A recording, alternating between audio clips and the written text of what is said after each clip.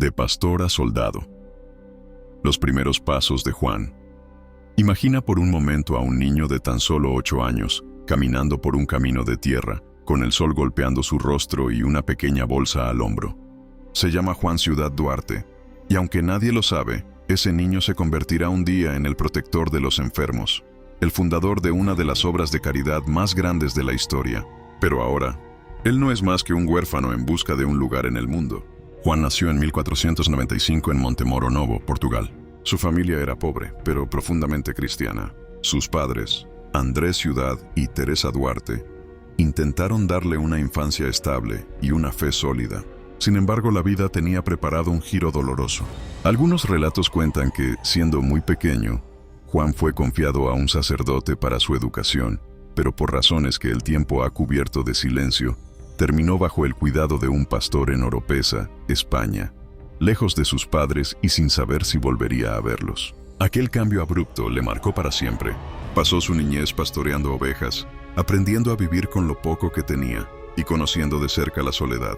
El silencio de los campos le enseñó a reflexionar, pero también le dejó un profundo anhelo de encontrar un propósito.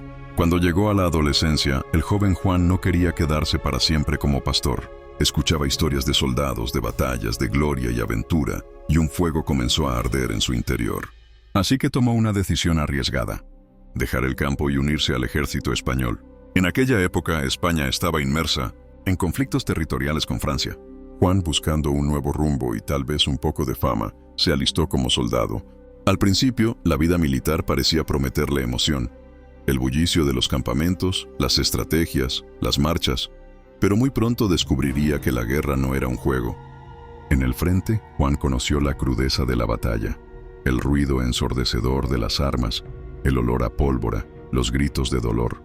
Vio morir a compañeros y enemigos y sintió el peso de cargar un arma que podía quitar vidas. No era la aventura heroica que imaginaba, era un escenario de muerte y desolación. En medio de esa dureza, algo empezó a inquietar su conciencia. No podía evitar preguntarse: ¿era este el camino que Dios quería para él? ¿O estaba desperdiciando su vida? Sin embargo, siguió adelante, como si buscara en la guerra una respuesta que no llegaba. Tras varios años, decidió dejar las armas. Algunos dicen que lo hizo por no poder soportar más la violencia, otros que fue por un conflicto en el que fue acusado injustamente y casi ejecutado. Sea como fuere, aquel capítulo militar terminó, pero dejó una herida invisible en su corazón, un vacío enorme que no sabía cómo llenar. Juan no lo sabía aún, pero todo lo que había vivido, desde la soledad del campo hasta la crudeza de la guerra, serían piezas de un rompecabezas divino. Dios estaba preparando su espíritu para una misión mucho más alta. No luchar con espadas, sino con amor; no destruir, sino salvar. Y así, el joven Juan, marcado por el dolor y la incertidumbre, siguió buscando su lugar en el mundo, sin imaginar que un día lo encontraría en los pasillos de un hospital, junto a los pobres, los enfermos y los olvidados. Esta es solo la primera página de una historia que nos mostrará cómo Dios puede transformar incluso las vidas más rotas en instrumentos de misericordia. Un encuentro que lo cambió todo. Después de dejar el ejército, Juan Ciudad comenzó a vivir como un hombre errante. No tenía una familia a la que volver, ni un oficio seguro, y mucho menos un propósito claro. Trabajó como pastor, jornalero y vendedor ambulante. Su vida parecía una serie de caminos sin destino. Y aunque trataba de mantenerse firme en la fe que había aprendido de niño, las heridas del alma seguían abiertas. A mediados de sus 30 años, Juan se instaló en Granada, España. Allí, encontró trabajo vendiendo libros y estampas religiosas, un oficio humilde que lo ponía en contacto con personas de todo tipo. Granada, con su mezcla de cultura árabe y cristiana, era una ciudad vibrante, pero también llena de desigualdades. Mientras unos vivían en lujo, otros morían en la miseria. Fue entonces cuando, en enero de 1539, ocurrió el momento que marcaría un antes y un después en su vida. Ese día, la ciudad celebraba la predicación del famoso predicador Juan de Ávila, quien más tarde sería santo. La iglesia estaba abarrotada. Juan, como vendedor de estampas, entró entre la multitud, pero lo que escuchó no fue un sermón cualquiera. San Juan de Ávila habló con una fuerza y una claridad que atravesaron el corazón de Juan como una espada. Habló del amor de Dios, de la necesidad de arrepentirse sinceramente, de cuidar de los pobres y buscar la santidad con obras concretas. Cada palabra parecía dirigida a él, como si el predicador conociera cada paso de su vida, cada pecado y cada herida. La emoción fue tan intensa que Juan no pudo contenerse. En medio de la gente comenzó a llorar desconsoladamente. Salió de la iglesia tambaleando, como si hubiera recibido un golpe interior. Algunos pensaron que había perdido la razón, y en cierto sentido, tenían razón. Había perdido la vieja razón para vivir y estaba naciendo en él una nueva. Ese día, Juan hizo algo radical. Vendió todos los libros y estampas que tenía y repartió el dinero entre los pobres de la ciudad. Pero no lo hizo de manera tranquila. Lo hizo con tal intensidad que la gente empezó a verlo como un loco. Movido por una mezcla de fervor y remordimiento, se confesó públicamente en las calles, gritaba sus pecados y pedía a otros que se convirtieran. Esto, en una sociedad que no entendía tal demostración de fe, lo llevó a ser considerado un perturbado. Finalmente, unos hombres lo tomaron y lo llevaron al Hospital Real, un lugar donde ingresaban no solo enfermos físicos, sino también personas con problemas mentales. Allí, Juan experimentó en carne propia la dureza con la que se trataba a los pacientes, golpes, encierro y humillaciones. Lejos de resentirse, este tiempo en el hospital fue para él una revelación. Viendo el sufrimiento de otros internos, comprendió que muchas de esas personas necesitaban más cariño que castigo, más cuidado que desprecio. Sintió en su corazón que Dios lo llamaba a servir justamente allí, en medio de los que el mundo olvidaba. Tras salir del hospital, buscó a San Juan de Ávila para pedirle consejo. El santo le escuchó y le dijo algo que marcaría su destino. Juan, lo que Dios quiere de ti es que practiques la misericordia. Cuida a los pobres, a los enfermos, a los que no tienen a nadie. Allí encontrarás a Cristo. Con esas palabras encendidas en el alma, Juan decidió que dedicaría el resto de su vida a esa misión. No volvería a vivir para sí mismo. Desde ese momento su camino estaba claro: buscar a los necesitados y servirlos como si fueran el mismo Jesús. Así nació la transformación de un hombre que había sido pastor, soldado y vagabundo, para convertirse en el siervo de los más pequeños. Y lo que comenzaba como una decisión personal, pronto se transformaría en una obra tan grande que cambiaría para siempre la historia del cuidado a los enfermos. Pero lo más sorprendente aún estaba por venir. La misión comienza entre la miseria. Tras recibir el consejo de San Juan de Ávila, Juan de Dios no perdió tiempo. Salió de Granada con una determinación que no había sentido nunca antes. Se dedicó a recorrer calles, plazas y callejones buscando a los que todos evitaban: enfermos abandonados, mendigos, huérfanos, viudas sin recursos y personas con enfermedades mentales. Su primer hospital no fue un gran edificio, sino las mismas calles y su propio corazón. Empezó cargando en su espalda a los enfermos para llevarlos a algún lugar seguro. Los cuidaba en su humilde habitación. Curaba sus heridas con lo poco que tenía y les daba de comer, aunque eso significara quedarse él sin alimento. En poco tiempo, su compasión se hizo conocida en la ciudad. Algunos lo llamaban el loco de la caridad, y aunque el apodo pretendía ser un insulto, Juan lo aceptaba con una sonrisa. Decía: si estoy loco, que sea por amor a Cristo y a sus pobres. Con el tiempo alquiló una pequeña casa para poder recibir a más necesitados. Era un lugar humilde, sin camas suficientes ni medicinas abundantes, pero estaba lleno de algo que no se podía comprar: amor sincero y respeto por la dignidad de cada persona. Allí los enfermos no eran tratados como cargas, sino como miembros de una familia. El trabajo no era fácil. Los enfermos llegaban con llagas, infecciones, fiebre o hambre extrema. Juan lavaba sus heridas, los alimentaba, los consolaba. Dormía poco, comía lo mínimo y pasaba gran parte de la noche rezando. Su fuerza parecía no agotarse, y cuando alguien le preguntaba de dónde sacaba tanto ánimo, respondía: de Jesús Eucaristía, que me da el pan para el cuerpo y el alma. Pero su labor no solo se limitaba a curar cuerpos. Juan entendía que también debía sanar corazones. Escuchaba a los enfermos. Les hablaba del amor de Dios y les ayudaba a reconciliarse con la fe. Muchos, al ver su ejemplo, volvían a los sacramentos después de años alejados de la iglesia. Pronto los recursos comenzaron a escasear. Las camas estaban llenas, la comida no alcanzaba y las medicinas eran costosas. En lugar de rendirse, Juan se lanzaba a las calles con una gran cesta, pidiendo limosna para sus hijos, como los llamaba. No pedía para sí, sino para ellos.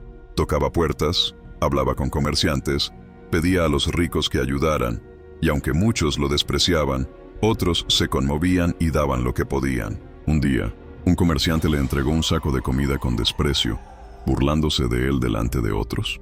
Juan, en vez de ofenderse, sonrió y dijo: «Gracias, hermano. Lo que has dado alimentará a Cristo en sus pequeños». Ese espíritu desarmaba corazones. Pronto, algunos voluntarios comenzaron a unirse a su obra, hombres y mujeres que, inspirados por su ejemplo, se ofrecían para ayudar en la cocina, lavar la ropa, limpiar las heridas o simplemente acompañar a los enfermos. Así, sin darse cuenta, Juan estaba sembrando la semilla de lo que sería más adelante una gran familia religiosa. En medio de su labor, también enfrentó momentos de profunda dificultad. En una ocasión, su hospital se incendió accidentalmente. Mientras las llamas devoraban el techo, Juan corrió adentro para salvar a los enfermos. Uno por uno, los cargaba sobre sus hombros y los ponía a salvo. Cuando todos estaban fuera, entró de nuevo para rescatar colchones y medicinas, poniendo en riesgo su propia vida. Los testigos juraron que salía entre las llamas sin una sola quemadura, lo que muchos consideraron un milagro. Este episodio aumentó su fama de hombre santo, pero para él solo era una confirmación de que Dios lo protegía, porque la obra no era suya, sino del Señor. Con cada día que pasaba, más necesitados llegaban a su puerta. La misión crecía y con ella los retos. Pero Juan no se detenía. Repetía siempre: hacer el bien, hermanos, que por hacer el bien nunca se pierde. Lo que nadie imaginaba era que esta obra humilde, nacida del corazón de un hombre que conoció el sufrimiento, estaba a punto de convertirse en un movimiento que traspasaría las fronteras y llegaría a toda Europa. El crecimiento de la obra y las pruebas de la providencia. El humilde hospital que Juan de Dios había iniciado con unas cuantas camas y el calor de su corazón ya no era suficiente para albergar a tantos necesitados. La fama de su caridad había corrido por Granada y por pueblos cercanos. Enfermos, mendigos, peregrinos y hasta familias enteras llegaban buscando refugio. Algunos venían por comida, otros por curación, y otros simplemente para sentir que alguien los trataba como seres humanos. Juan veía todo esto, y en lugar de preocuparse por la falta de espacio o recursos, se arrodillaba cada noche y decía: «Señor, esta es tu casa. Si tú la llenas, tú la sostendrás». El crecimiento trajo consigo nuevos desafíos. El alquiler de la casa era cada vez más costoso, y el gasto en medicinas, mantas y alimentos se multiplicaba. Más de una vez, Juan se encontró sin nada para dar de comer al día siguiente. Sin embargo, la providencia siempre actuaba. Algún comerciante tocaba la puerta con un saco de pan, o un vecino traía verduras de su huerto. Incluso hubo días en que las despensas estaban vacías al anochecer, pero por la mañana alguien dejaba bolsas llenas de alimentos en la puerta sin que se supiera quién. A pesar de estas muestras de ayuda divina, no todos veían con buenos ojos su labor. Algunos lo acusaban de ser un aprovechado que vivía de la caridad ajena, y había quienes lo ridiculizaban en la calle. Juan jamás respondía con enojo, solo decía: «Si supieran que no pido para mí, sino para Cristo en sus pobres, ellos mismos se arrodillarían a servirles». En medio de estas tensiones, el número de voluntarios crecía. Hombres jóvenes, viudas, artesanos y hasta algunos sacerdotes se unieron para ayudar. Juan les enseñaba que la caridad no era solo dar cosas, sino dar el corazón entero. Él mismo era el ejemplo. Limpiaba llagas purulentas sin mostrar asco, abrazaba a leprosos sin temor y cargaba sobre sus hombros a moribundos para que no murieran solos en la calle. Fue entonces cuando surgió la idea de buscar un lugar más grande y definitivo. Con ayuda de bienhechores, adquirió una casa más espaciosa en la que organizó el hospital con un orden admirable para su época. Separó a los enfermos por tipo de dolencia para darles mejor tratamiento. Organizó una cocina común, un área para convalecientes y hasta un pequeño oratorio para la oración diaria. Lo más sorprendente fue su visión para atender no solo las enfermedades físicas, sino también las mentales. En una época en que los locos eran encadenados o abandonados, Juan los recibía con ternura y buscaba maneras de calmarlos. Les hablaba, les cantaba y, cuando era necesario, se quedaba a su lado toda la noche para evitar que se hicieran daño. Su fama llegó a oídos de personajes importantes, e incluso el mismo obispo de Granada lo visitó para conocer la obra. Tras hablar con él, quedó tan impresionado que le dio su bendición y lo animó a continuar. Juan con humildad respondió: «No es mi obra, Señor, sino la obra de Dios. Yo solo soy su pobre siervo». Con el tiempo, sus métodos y su estilo de servicio inspiraron a otras personas en distintas ciudades, dando origen a un movimiento de hospitalidad cristiana que pronto cruzaría fronteras. Sin embargo, antes de que eso ocurriera, Juan tendría que atravesar pruebas que pondrían a prueba no solo su fe, sino también su salud.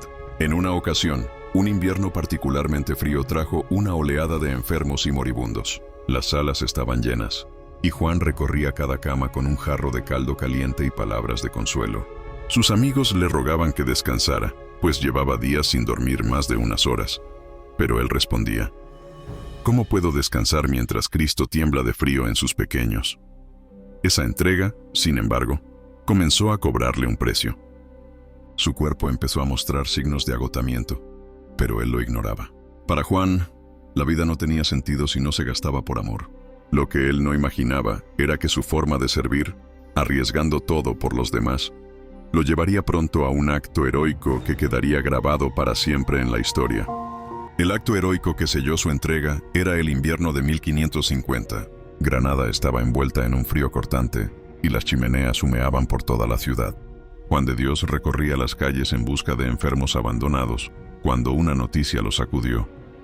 Un incendio se había desatado en el Hospital Real. El fuego, avivado por el viento, amenazaba con devorar todo el edificio, y dentro aún quedaban pacientes imposibilitados de moverse. Sin pensarlo, Juan dejó caer la manta que llevaba al hombro y corrió hacia el hospital. A su llegada, la escena era caótica: gritos, humo, gente intentando sacar pertenencias y enfermos llorando desde sus camas. Los guardias y algunos vecinos intentaban apagar las llamas, pero el calor y el humo los obligaban a retroceder. Juan, sin medir riesgos, se abrió paso entre las chispas y entró por la puerta principal. La visibilidad era mínima y el aire se volvía irrespirable. Tomando a un enfermo en brazos, lo llevó hasta la salida, dejándolo en manos de voluntarios. Volvió a entrar, esta vez arrastrando una camilla con 2 heridos graves. Los que estaban afuera le gritaban que se detuviera, que las vigas podían ceder en cualquier momento, pero Juan respondía: primero ellos, después yo.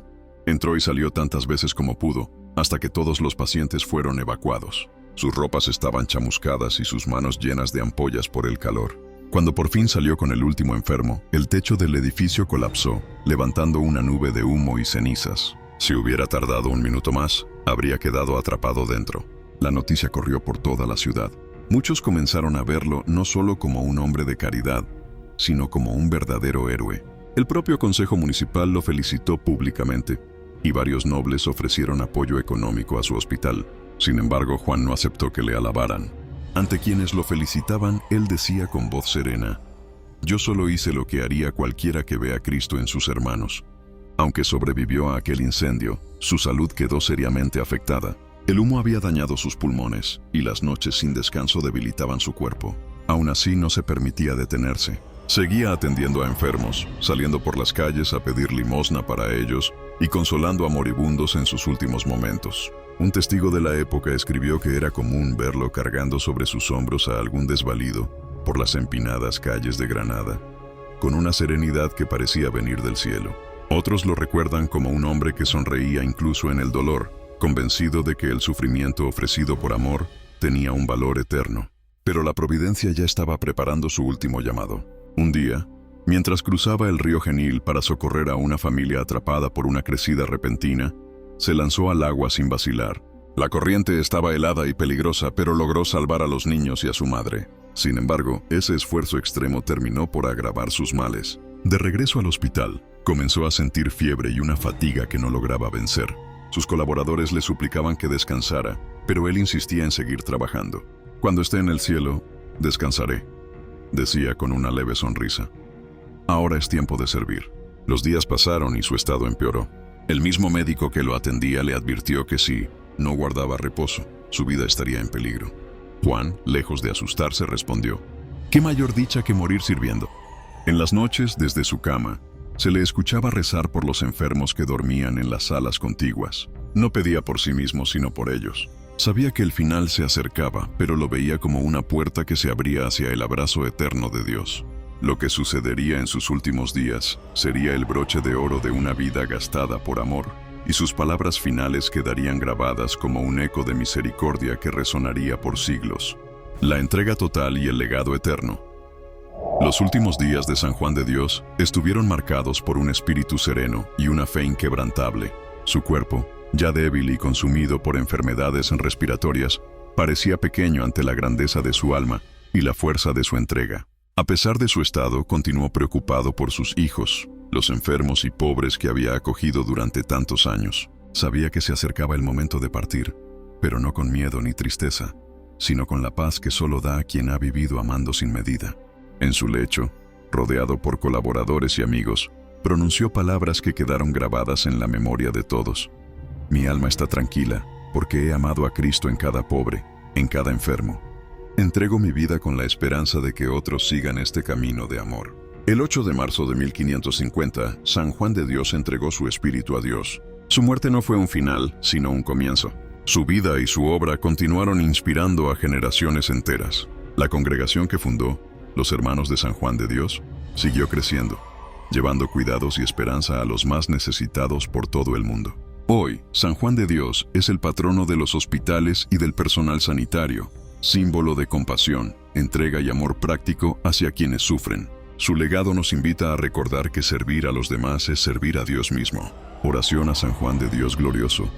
San Juan de Dios, ejemplo vivo de caridad y entrega, enséñanos a amar sin medida, a ver a Cristo en cada hermano necesitado y a ofrecer nuestra vida al servicio de los más pequeños. Intercede por nosotros ante el Padre Celestial y ayúdanos a caminar con fe y valentía en la misión que Dios nos confía. Amén. Llamado a la acción. Si la historia de San Juan de Dios te ha inspirado, te invito a que la compartas con quienes necesitan un ejemplo de esperanza y amor verdadero. Dale like a este video y suscríbete para formar parte de la comunidad de creyentes más grande, unidos por la fe y la caridad. Juntos podemos ser luz en el mundo, llevando consuelo y ayuda a quien más lo necesita. No olvides activar la campanita para no perderte ninguna historia que fortalezca tu espíritu. Gracias por acompañarnos en este viaje de fe y amor.